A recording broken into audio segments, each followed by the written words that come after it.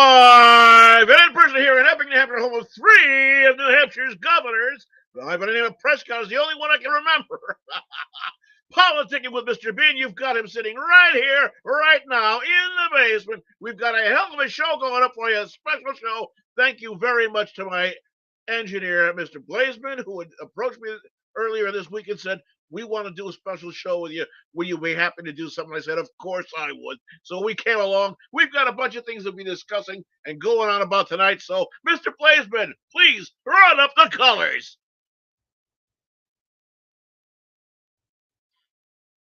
Okay. I pledge allegiance to the flag of the United States of America and to the republic for which it stands, one nation, under God, indivisible, with liberty and justice for all. And when I say all, I don't mean just all of certain people. I mean all of all peoples who come here. And there have been. America is known and has been known as the great melting pot. Peoples from all around the world have come and settled and been here for generations, for hundreds of years. And our world is again becoming plunged into a great conflict. And there are things that are happening in this country, things that are very unsavory. And I'm going to turn around and say, I happen to say bullshit, hate, and so forth.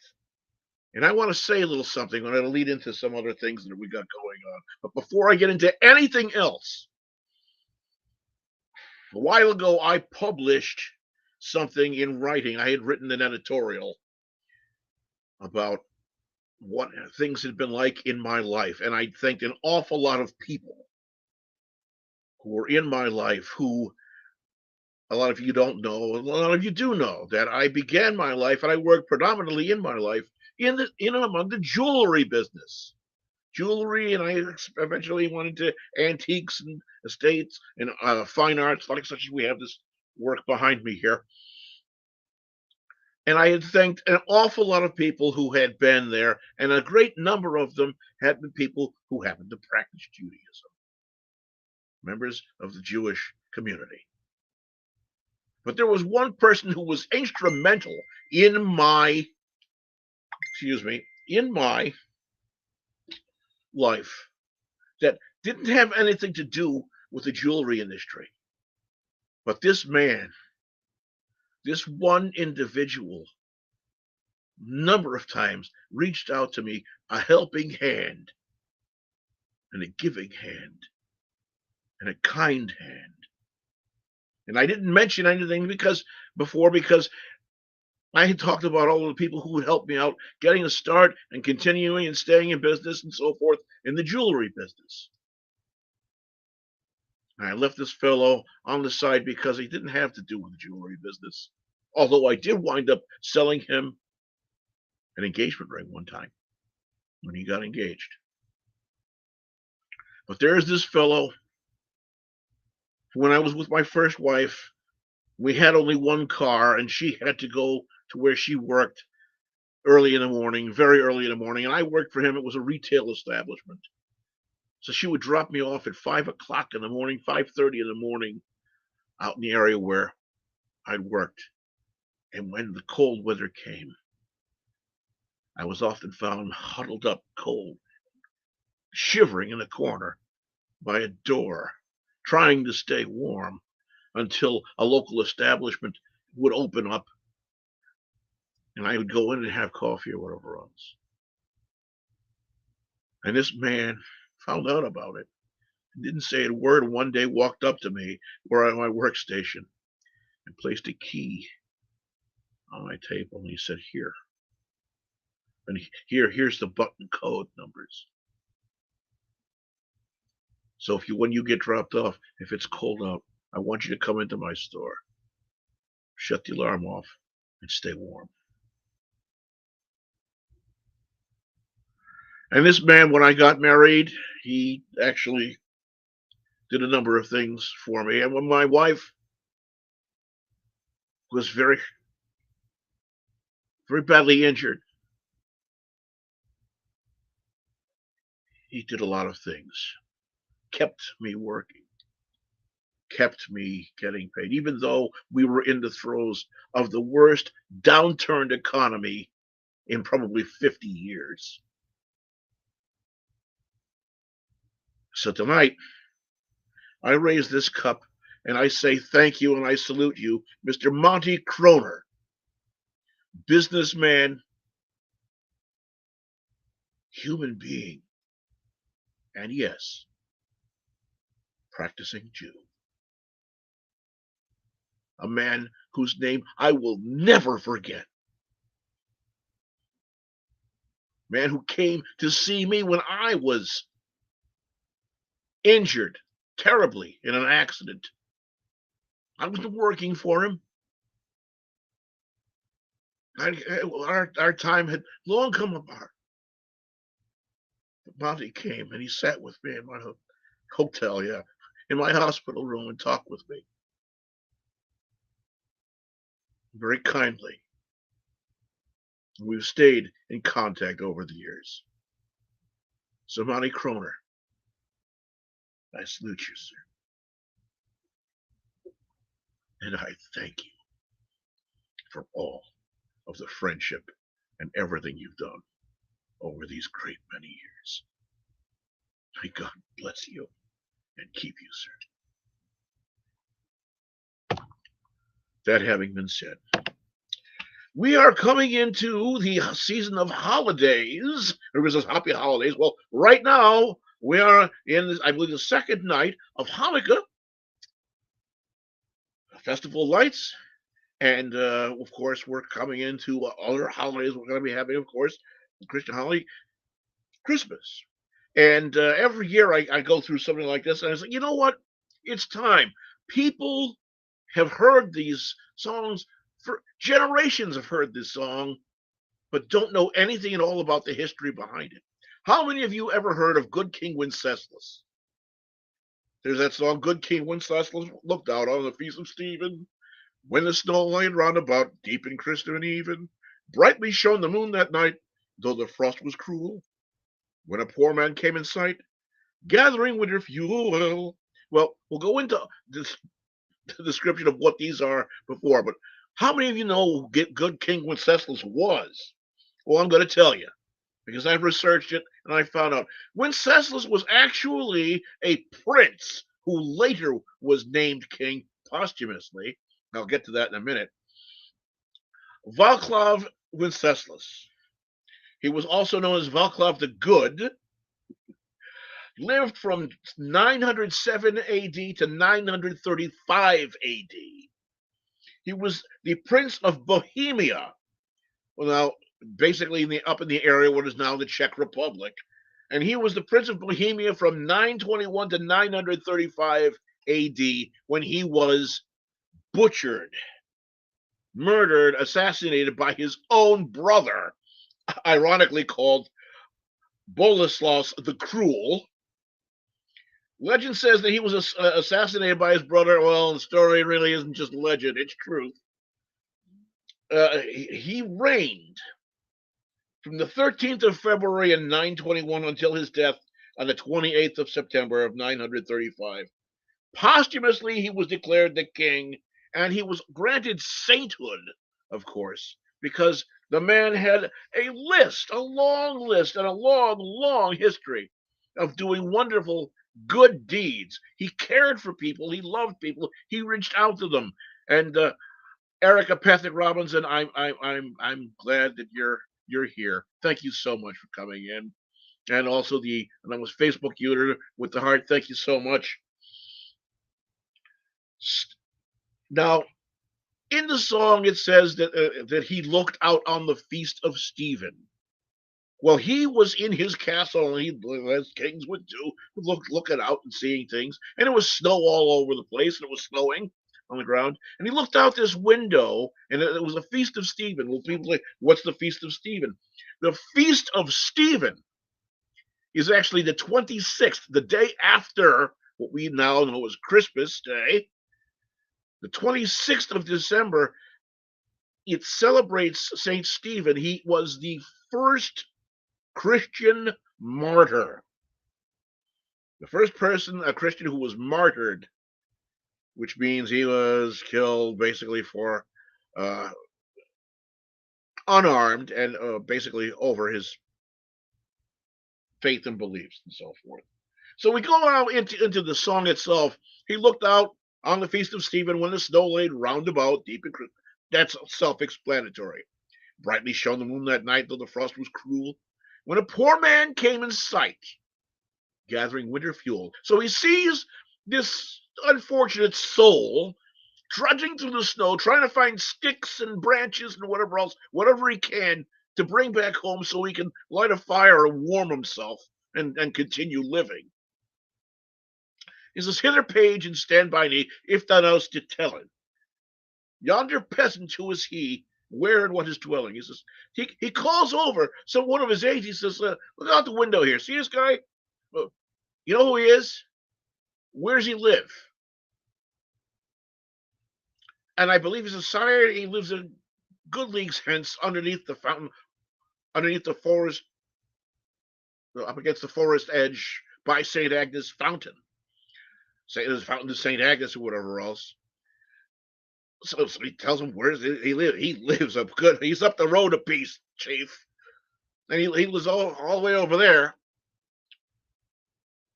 So the king turns around and he says, bring me flesh and bring me wine. Bring me pine logs hither. Thou and I will see him dine when we bring them thither. Basically, he's saying, get me some meat, get me some wine, get me some fuel. You and I are taking a road trip, kid. We're going to go feed this guy. We're going to watch him fill his stomach up and be good and whatever else when we get there and bring him this stuff. Because obviously, he's somebody who's in need. I'm going to do a little cheating here. I'm going to go back to my, yep. Sight of night is darker now, and the wind blows stronger. Fails my heart. I know not how I can go no longer. Now, this is the page, the aide that's with him. He's saying, I'm freezing my ass off. I can't keep going through the treachery of the snow. This storm is driving me. It's taking a lot out of me. I can't do this. He says, mark my footsteps, my good page. Tread thou in them boldly. Thou shalt find the winter's rage freeze thy bloodless coldly. Walk behind me. I'll shelter you. I'll keep the wind off of you. You'll stay warmer. And walk where I've stepped so your feet and your legs aren't getting surrounded by snow and whatnot and freezing you to death. In his master's steps he trod where the snow lay dinted. Heat was in the very sod which the saint had printed. So and that's saying that wherever this page, this aide of his was walking behind him, it was warm. It was from the warmth of the soul of this man who was doing such good. And this is what drove him.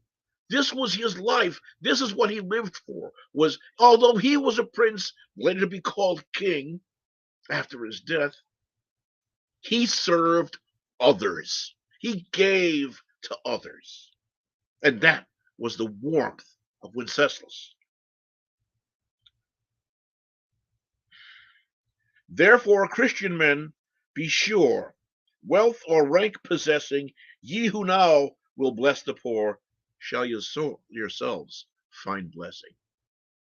And that's saying, whether you're rich or you got mega rich or whatever else, or whoever you are, or if you're a less fortunate person, any person who helps out someone who is in need, you'll find yourself. You'll be blessed. And that is the story of good King Wenceslas. Now, as far as why his brother killed him and went on about that, well, if you want to find stories why that happened, read your Bible. You'll find there's plenty of instances of things like that.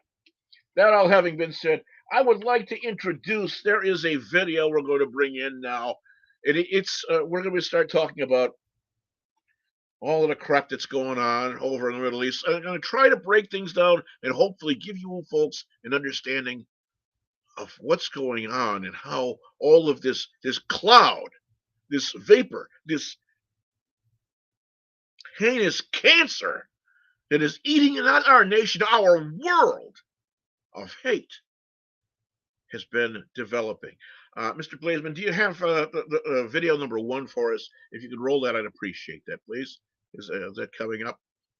This is a video that will explain about how the populations of Israelites have been around in the Middle Eastern countries.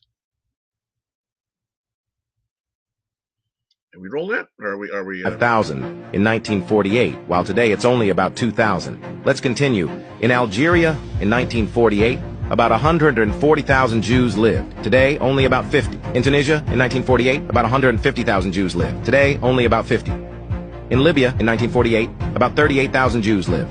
Today, there is not even one. In Egypt in 1948, about 75,000 Jews lived. Today, only about 40. In Yemen, in 1948, about 55,000 Jews lived. Today, only about 50. About 150,000 Jews lived in Iraq in 1948. Today, only 7. In Syria, in 1948, about 40,000 Jews lived. Today, not even one Jew. About 20,000 Jews lived in Lebanon in 1948.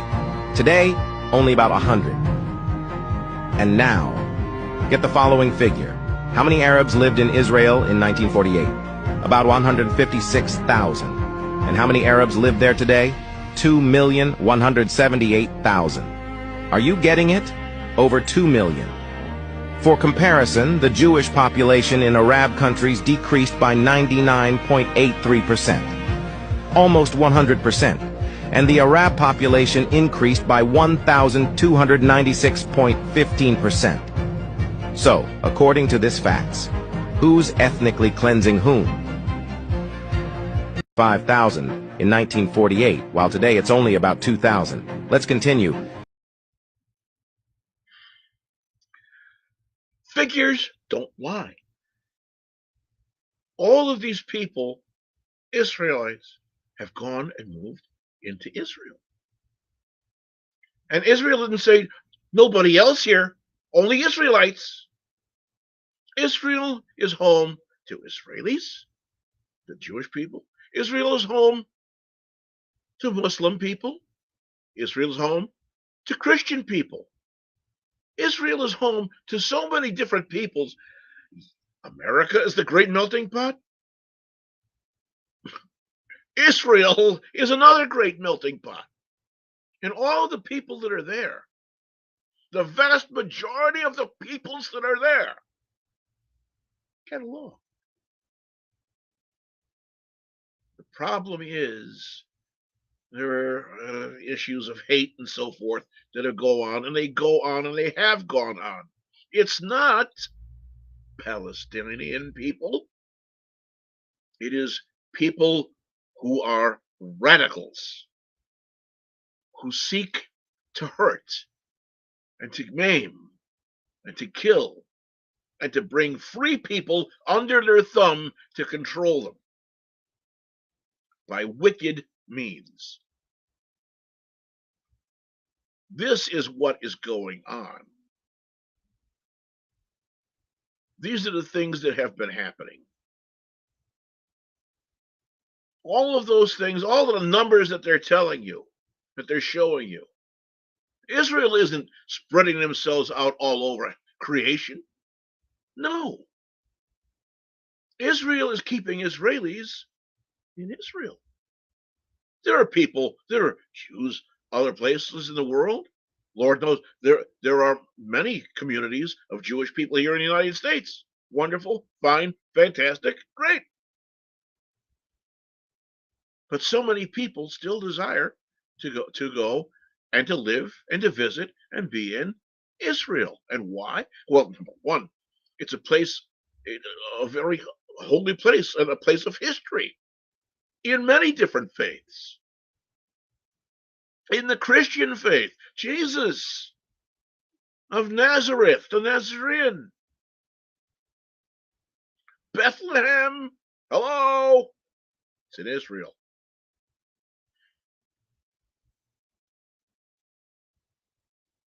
The Israeli people are not trying to take and force their way into other people's countries. Since 1948, they've been predominantly there. Israel has been there. In history, open up a Bible, look at all the books. Moses led the people out of bondage, and eventually then it wound up in what is the area that was called Palestine or this, that, or whatever else. It's Israel. It's their land. They had a thing where the ancient Romans took and screwed them over. Well, they cut it back.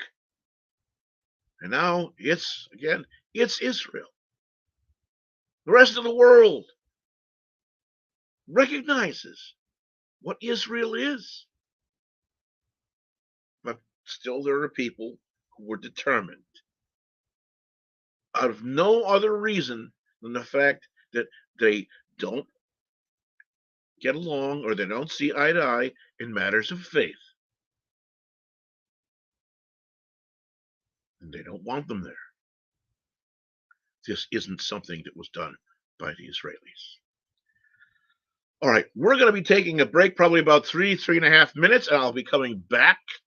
In the meantime, we've got some things. Think about these things, please. If you like this, tell us, reach out, talk to us. And I believe Mr. Blazeman has a crawl space he can put out over here, give you an email address where he can write, or you can write in if you'd like, and send your responses and any suggestions you may have to us. I'd like to see that. In the meantime, we're going to take that break, and we'll see you in about 3.5 minutes. All right, take care, folks. Mr. Blazeman. No matter what you are, I will always be with you. Doesn't matter what you do, girl. Ooh, girl, want you. No matter where you go, I will always be around. Won't you tell me what you found, girl? Ooh, girl, want you.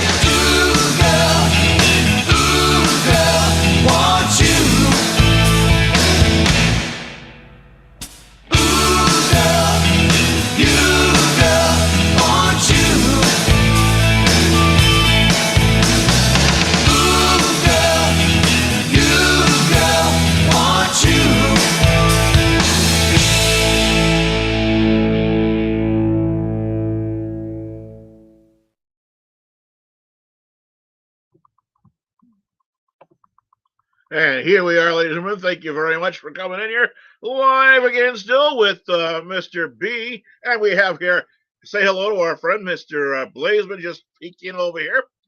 Yes, we have a wonderful video coming up now. As a gentleman from a very astute gentleman from a university who has some things to help us further understand what's going on. Do we have video number 2? Mr. Blazeman lined up. I certainly hope we do. We have that in the queue. Here we are.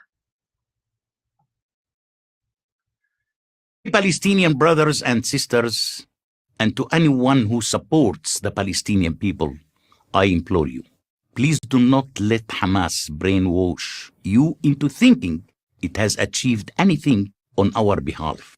It hasn't. Not in the Gaza wars of 2021, 2014, 2012, or 2008. Each one of these pointless conflicts has been a catastrophe, costing us dearly in lives and treasure. Hamas is not a social justice movement, and it certainly does not care about the Palestinian people. It is a criminal gang that only cares about increasing its own power. Israel is not the main cause of your suffering. Hamas is the main cause. Israel is not your jailer. Hamas is. It was Hamas that led you into this most recent disaster. They told you that the Israelis were evicting innocent Palestinians from their homes in the Sheikh Jarrah area of East Jerusalem. It is a lie. The people living in those homes weren't tenants. They were squatters. They hadn't paid rent for decades.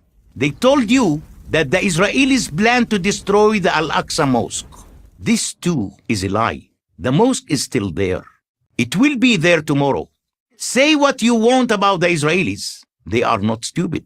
They know that if they actually attempt to destroy Al-Aqsa, it would lead to war with every Muslim country. Yes, Hamas take actions and thus look strong next to its rival, the corrupt Fatah party. But the only action it takes is to lead us into chaos. Hamas has no ability and, in fact, no desire to govern. The water isn't safe to drink. The power goes out for hours at a time. Raw sewage washes up on your beaches. The Israelis are not responsible for these dismal failures. Hamas is, and everybody in Gaza knows it. It is Hamas that steals the imported cement meant to build houses for you and uses it instead to build a massive network of tunnels from which it hopes to terrorize Israelis. It is Hamas that makes sure humanitarian aid meant for you is diverted to its favored elites, who then sell it for a profit on the black market. And it is Hamas that uses you as a human shield, stationing rocket launchers and missile arsenals in your apartments, office buildings, schools, and even hospitals. Israel uses rockets to defend its people. Hamas uses people to defend its rockets. As for its war strategy, Hamas doesn't have one. It fires missiles at the most highly populated regions of Israel, with no specific target. Yet, I know from my sources in Gaza that as much as 25% of all rockets launched by Hamas in May 2021 crashed within Gaza. 50 Gaza civilians were killed by these rockets.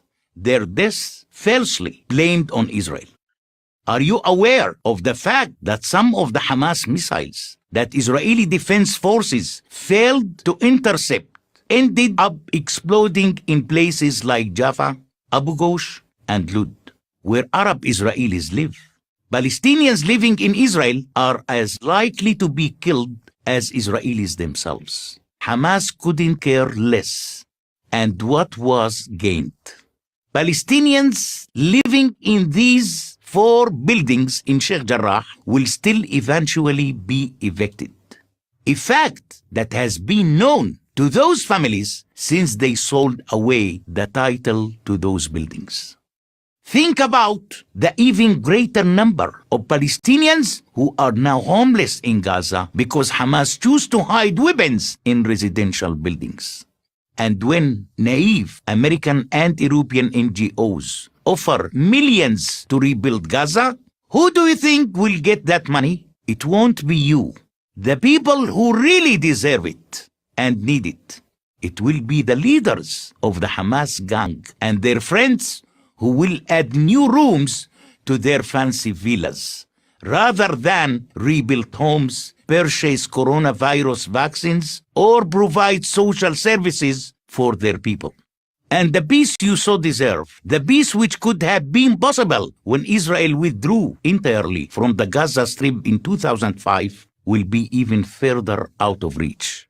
Hamas robbed you of that chance when it set up its military gang then. It's robbing you of the same chance now. No matter how many Jews it managed to kill, Hamas will never be satisfied. It will never stop lying, but you can stop believing its lies. I am Bassem Eid for Prager University. Palestinian brothers and sisters, and to anyone who supports the Palestinian people, I implore you, please do not let Hamas brainwash you into thinking it has achieved anything on our behalf. It hasn't. Not in the Gaza wars of 20. There you have it, ladies and gentlemen. It wasn't from me. And again, history doesn't lie. Figures don't lie. And the figures in the history that you've heard weren't lies. They're current, they're known, they're truths. So there we have it. I believe we have one other video to come up with that as well. Is that there in the queue, Mr. Blazeman? I certainly believe we do. This other fellow is going to be, I believe, an American fellow who has some additional information about how this is all playing out. Are we there? I certainly hope so. Can we get that rolling? Okay. In the meantime, while we're getting the next video in the queue, I want to ask how many people out there have experienced any kind of problems with having been treated unfairly due to discrimination and hate. Have you ever been hazed? Have you ever experienced anything of that nature? Because I can tell you I have. I have. I grew up with it. I grew up with it happening. And I also, in my adult life, have. There was one instance that I'll tell you about when my first wife and I had moved into our home. At the time, I had had a very long beard, and my hair, which is now gray and silvery, was all like really jet black. And I looked a lot. I had people apparently who thought that I was some Arabic in nature. And after we'd moved into our home, shortly thereafter, overnight, we started having things were garbage and glass bottles and so forth, and empty cans and whatever else were being thrown and broken in our driveway, thrown on our property, garbage and this and that, whatever else thrown all over the place. And I'd clean it up, and it went on. And this happened at once. It happened over again, or whatever else. And I couldn't figure out what the heck was going on. Because the previous owners didn't have these problems, and nobody else in the neighborhood had these problems. And then finally, someone walked up to me and said, "What kind of an Arab are you anyway?" Can you imagine that? So, believe it or not, I was so unnerved. I went to a barber shop and I said, "Take it off." I had the barber remove the beard that I had had for 2 or 3 years before, and mustache and everything. Every little scrap of facial hair gone. When I told I had told the fellow Arab, I said, "Did you see the mailbox? You see the name on the side of the mailbox? Betterini, Betterini. I'm Italian. What could possibly make you think that And what difference does it make anyway that I'm an Arab or whatever else? Ignorance, of course. But I had my beard taken off, my mustache taken off. The problem stopped. No more broken bottles and broken glass and garbage and papers and this and what else thrown inside my yard at all. Things just went on to regular life in suburbia, so to speak. Funny how that happens. Mr. Blazeman, we have another video. Would you please bring it in? When I did my graduate studies at the Middle East Institute at Columbia University's School of International Affairs, I took many courses on the question of the Middle East conflict. Semester after semester, we studied the Middle East conflict as if it was the most complex conflict in the world, when in fact, it is probably the easiest conflict in the world to explain. It may be the hardest to solve, but it is the easiest to explain. In a nutshell, it's this. One side wants the other side dead. Israel wants to exist as a Jewish state and to live in peace. Israel also recognizes the right of Palestinians to have their own state and to live in peace. The problem, however, is that most Palestinians and many other Muslims and Arabs do not recognize the right of the Jewish state of Israel to exist. This has been true since 1947, when the United Nations voted to divide the land called Palestine into a Jewish state and an Arab state. The Jews accepted the United Nations partition, but no Arab or any other Muslim country accepted it. When British rule ended on May 15, 1948, the armies of all the neighboring Arab states, Lebanon, Syria, Iraq, Transjordan, and Egypt, attacked the one-day-old state of Israel in order to destroy it. But to the world's surprise, the little Jewish state survived. Then it happened again. In 1967, the dictator of Egypt, Gamal Abdel Nasser, announced his plan, in his words, to destroy Israel. He placed Egyptian troops on Israel's border, and armies of surrounding Arab countries were also mobilized to attack. However, Israel preemptively attacked Egypt and Syria. Israel did not attack Jordan and begged Jordan's king not to join the war. But he did. And only because of that did Israel take control of Jordanian land, specifically the West Bank of the Jordan River. Shortly after the war, the Arab states went to Khartoum, Sudan, and announced their famous three no's: no recognition, no peace, and no negotiations. What was Israel supposed to do?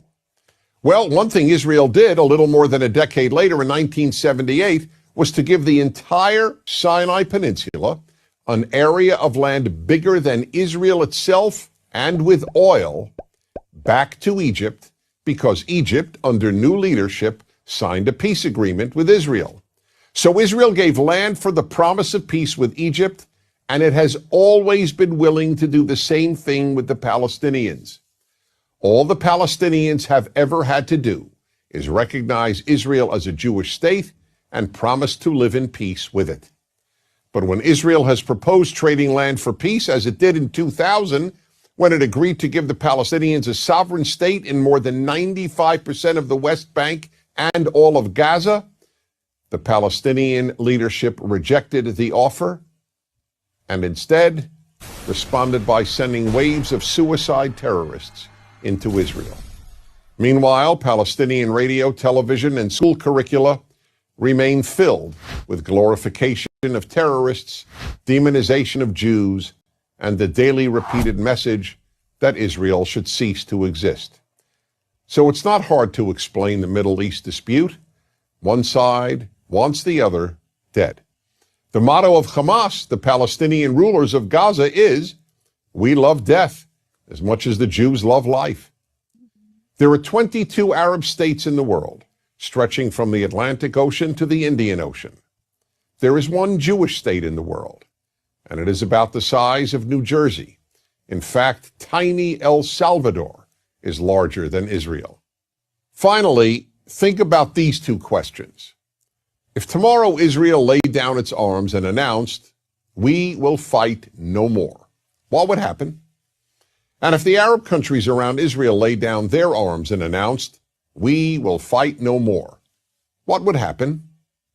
In the first case, there would be an immediate destruction of the state of Israel and mass murder of its Jewish population.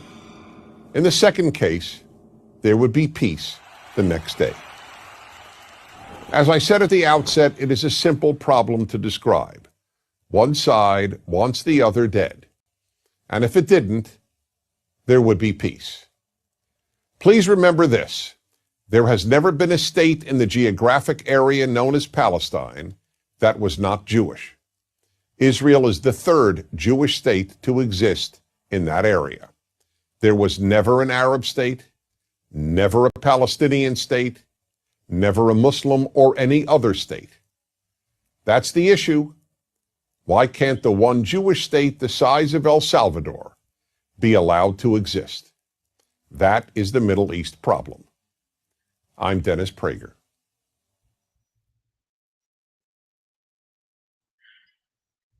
There you have it. Again, history doesn't lie. And the history that was quoted to you by this gentleman wasn't lies. It was all fact. Now we have the instance, we have the problems with what's going on in our institutes of higher learning. Many of you may have seen, I'm sure all of you have seen and heard what's going on. Harvard University, MIT, Cornell University, so many others. So many others. And the people that are at the heads of these learning institutions are unwilling to say, when someone says, death to Israel, death to Israelis, and so forth, and death to Jews or whatever else, or puts out Jewish hate, well, their best thing they can say is, well, it violates our terms and so forth, depending on the context. There's only one context that could possibly be. Mother of God, do you have to be as dumb as a rock at the bottom of the ocean to come up with a gem like that? Where do they get these moronic idiots that are so highly paid, so obtruded, that they would, these sanctimonious popinjays, sit around and say, oh, well, if you're talking about killing Jews, well, it depends on what the context is. We may or may not consider it hate crime or hate or hazing or whatever. But if you say it about someone, any other ethnicity, what do you think would happen? Why? What is the reason? Are these people so afraid of these terrorist Hamas moronic idiots that they can't turn around and say, yes, it's hate, yes, it's wrong? Well, pardon my language, ladies and gentlemen, I'm going to use a word you don't want to hear, but anyway, the fuck is wrong with these people? And the only thing I find more fucking wrong is the fact that these sons of bitches haven't been fired yet. The hell's the matter with the management behind these people? Somebody, please, pull their heads out of their fucking ass and get these assholes fired. I'm sorry. I'm a little upset. We have another video, by the way. I'd like you to see. There's something called a movie called Gentleman's Agreement that was made after a book had been written and so forth. It was many years ago, a bestseller. This film was made with a host of stars. Gregory Peck is the main person here, and the gist of it is they're trying to figure out. He's a news reporter, and he has been given the job of coming up with an article, a feature article about anti-Semitism. Anti-Semitism. So what he does, Phil Green does, is he goes in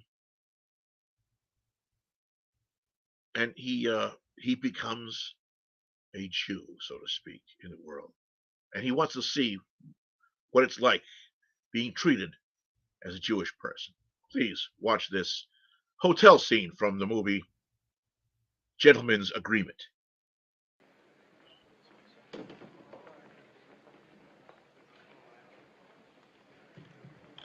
I think you'll find this room more comfortable, Mrs. Brewster. Thank you. I have a reservation. Double room and bath today through Thursday. In what name, please? Green, Philip Green. Yes, Mr. Green. My wife will be here tomorrow. Oh, yes. One more thing. Yes?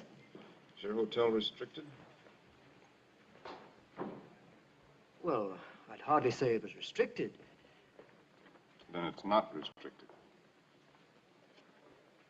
Would you excuse me a moment, please?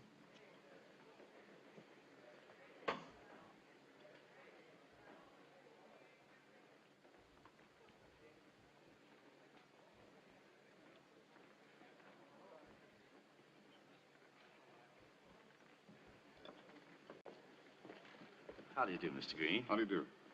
In answer to your question, may I inquire, are you, that is, do you follow the Hebrew religion yourself? Or is it that you just want to make sure? I've asked a simple question. I'd like to have a simple answer. Well, you see, we do have a very high-class clientele, and, well, naturally. Then you do restrict your guests to Gentiles. Well, I wouldn't say that, Mr. Green. But in any event, there seems to be some mistake, because we don't have a free room in the entire hotel. But if you'd like, perhaps I can fix you up at the Brewster Hotel down near the station. I'm not staying at the Brewster. Look, I'm Jewish, and you don't take Jews. That's it, isn't it? I never said that. If you don't accept Jews, say so. Don't raise your voice to me, Mr. Green. You speak a little more quietly, please. Do you or don't you? Mr. Green, I'm a very busy man. Now, if you want me to phone for a cab or room at the Brewster, I'll do so. Otherwise... Otherwise what?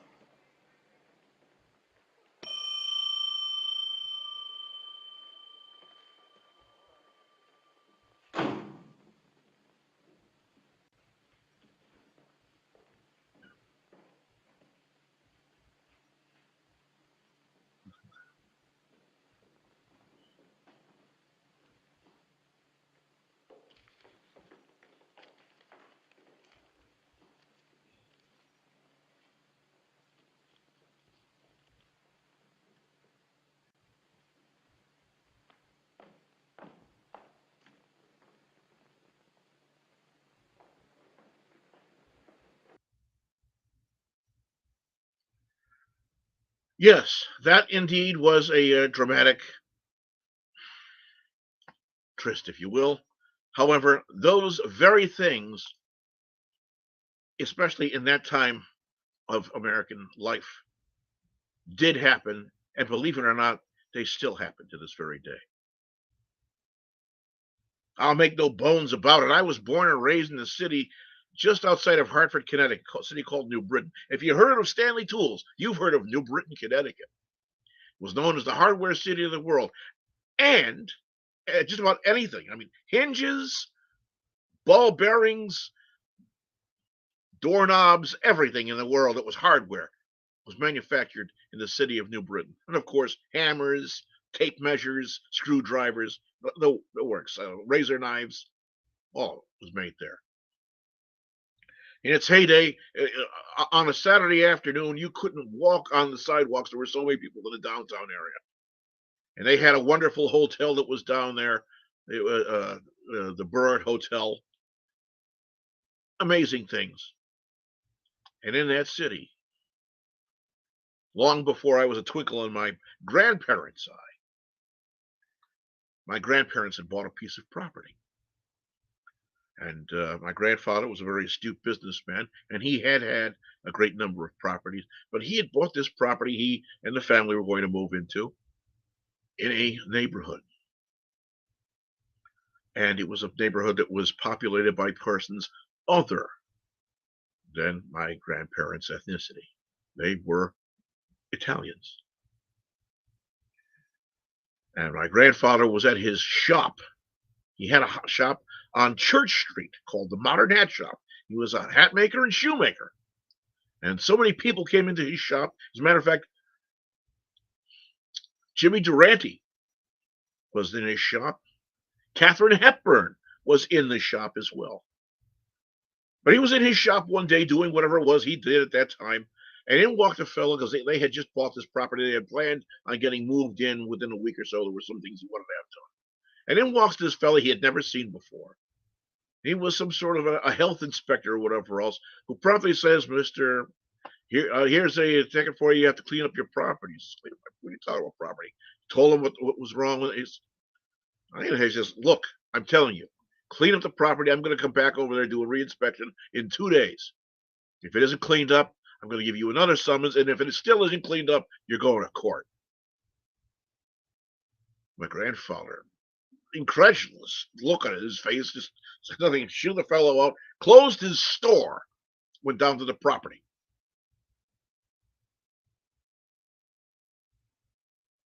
And his property was full of garbage and cans and broken glass and all kinds of rubbish and so forth. He'd never seen it. It wasn't there. It was filled up. So he called a fellow that he had known, that he had dealt with and worked with, whatever else. They had to go and clean it up. And back in the late 1940s, early 1950s, he had $75 with a lot of money, and he had to pay this man $75 to clean all the garbage and rubbish and things off of his property out of there. And he had it done. It was done. Paid him, gave him receipt and everything else. A few days later, he shows up, the same inspector from the health department. Here's another summons, like I told you. So get this done. I'm giving you one more day. He goes, I got to clean this. No, you didn't get it cleaned up. I got to clean it. I don't want to see your receipts or anything else. I told you clean the property. Get it cleaned up. He picks up the phone. He calls this fellow. He says, yes, you cleaned it. Well, you saw it. He said, clean. Went back to the property. Of course, it was filled again with garbage and rubbish and broken glass and every kind of debris you could possibly think of all over the property. And here's this fellow just standing around with his arms folded, kind of smirkly smile. So my grandfather, knowing exactly what was going on here, it was unquestionable, walked up to the fellow and said, I'm sorry about this. I don't know what's going on, what's happening. He says, this good, ordinary people can't live like this. Can't live here. You can't live. This is wrong. I'm sorry this has happened. I'm going to have it cleaned up if this keeps happening. And he knew, we could tell just from the smug look on this person's face that this was one of these people saying, Italian person, you're not going to live here. You're not moving into our neighborhood. It was hate.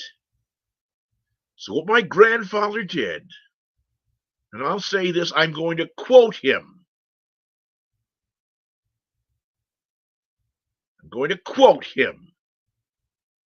He used this person's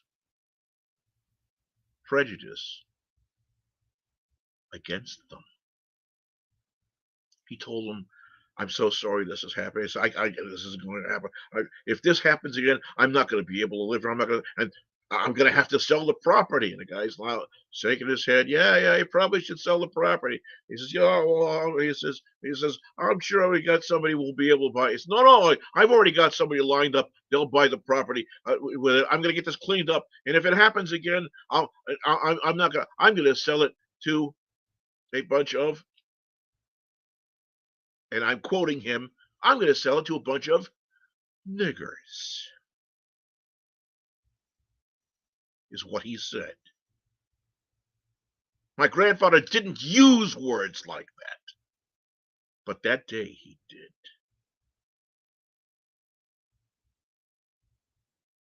And he told the person who was trying to force him out of the property that he himself had worked for and paid for with money that he had labored over. Bought the property out for cash. Didn't take a loan. Bought the property for cash. And these people were trying to force them to not live there.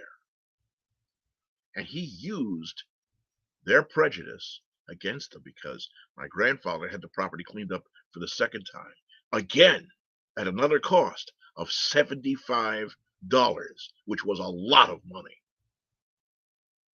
And wouldn't you know it, not so much as a tissue, a rag, a scrap of food was found on that property ever again. Hate can be a person's undoing. Indeed. That having been said, I hope you enjoyed this show that we've done. I hope that it's enlightened people. I hope it's broadened minds. Please, if you like this, tell your friends. If you've got a question, you have a comment, write in. We'd love to hear from you. I'm Mr. B. This is the FFN Network, and I am politicking with you folks this evening. I thank you very much for watching, and we'll see you again soon. Take care.